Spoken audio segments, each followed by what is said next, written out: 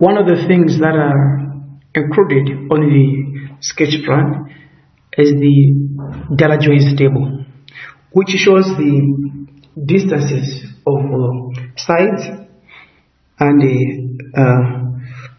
we also have the bearings, alright, on the data joins table.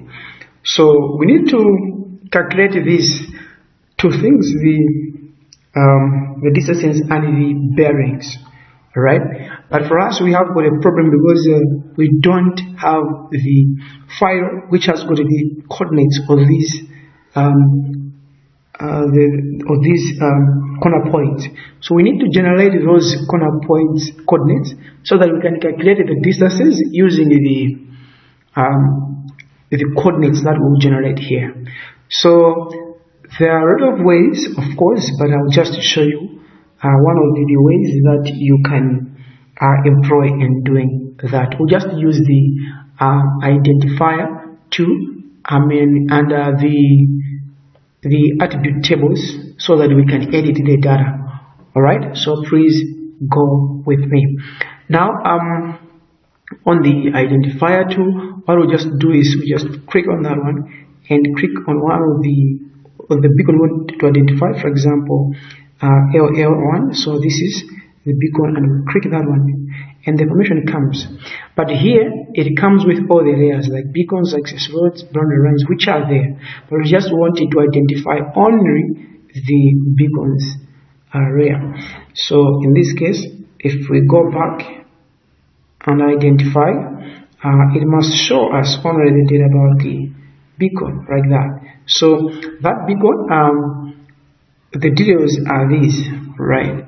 So here again we need to change the coordinate system, I mean the way the coordinate is represented. So this is the coordinate of that corner point, but it's not included in our attribute table. So we want to include it.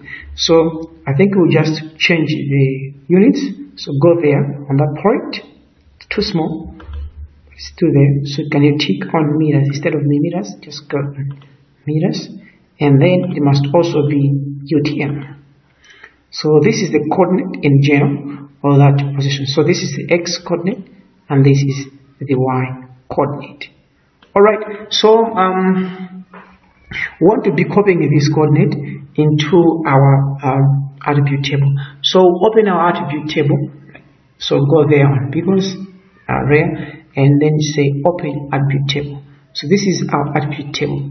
So in our attribute table, we'll add other fields which will include X and Y. So for us to add a field, as we did in last time, just go there and say add a field. So there, just say Easting, and it should be a wrong integer, and we don't have precision, so just go and add another one. And this one should be nothing.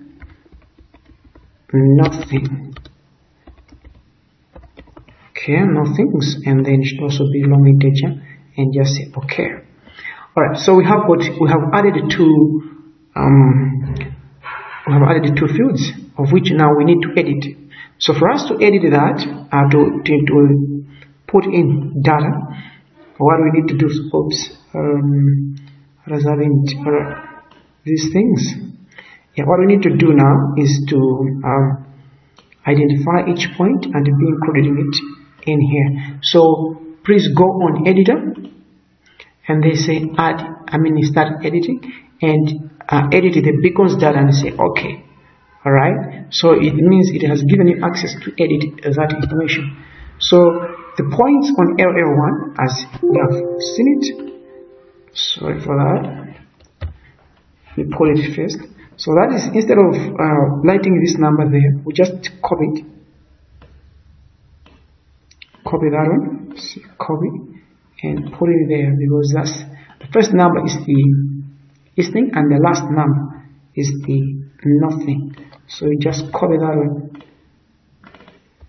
Fair, right? And if we enter it, we can continue editing those numbers.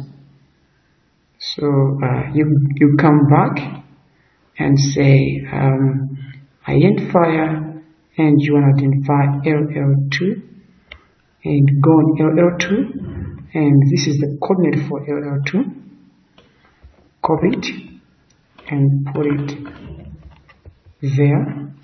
The nothing, copy it and put it there. So you switch again, you go to LL3. So this is LL3, and that's the coordinate for LL3, and you put there. Again, you take that one, copy it, LL3, and put in there, and then you continue the process. After you are done all this with this, please remember to go on the editor and say save edits. Then you say stop editing, and as we continue that, okay. So please do that, and please remember always to also save the project as a whole. Let's meet in the next video tutorial.